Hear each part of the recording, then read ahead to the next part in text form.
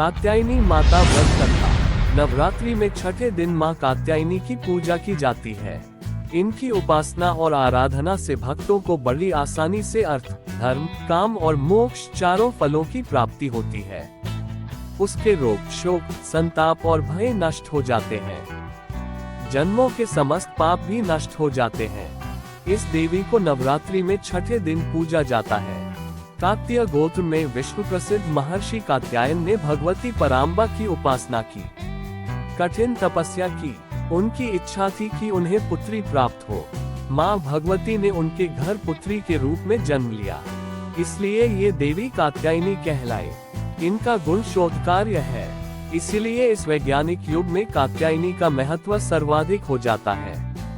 इनकी कृपा से ही सारे कार्य पूरे जो जाते हैं।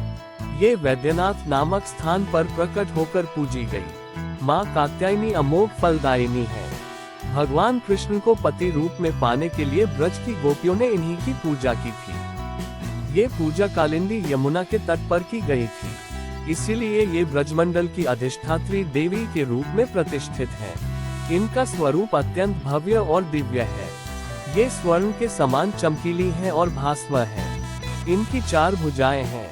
दाईं तरफ का ऊपर वाला हाथ अभय मुद्रा में है तथा नीचे वाला हाथ वर मुद्रा में। मां के बाईं तरफ के ऊपर वाले हाथ में तलवार है व नीचे वाले हाथ में कमल का फूल सुशोभित है। इनका वाहन भी सिंह है।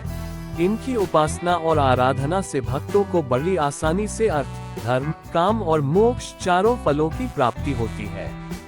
उसके रोग, शोक, संताप और भय नष्ट हो जाते हैं। जन्मों के समस्त पाप भी नष्ट हो जाते हैं।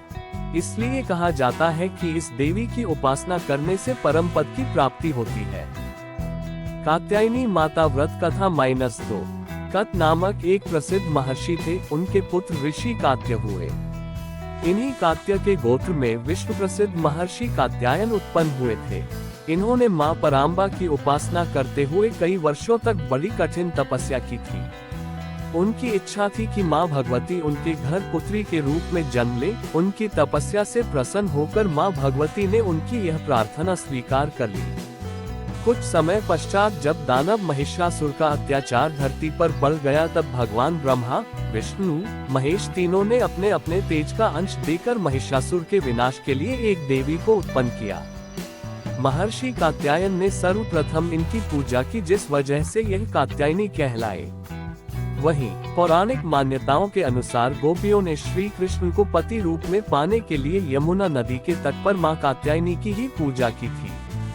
हमारी वीडियो आपको अच्छी लगे तो लाइक, शेयर और चैनल को सब्सक्राइब करें। इसी तरह के और रोचक कहानियां, किस्सों और जानकारियों को जानने के लिए धन्यवाद।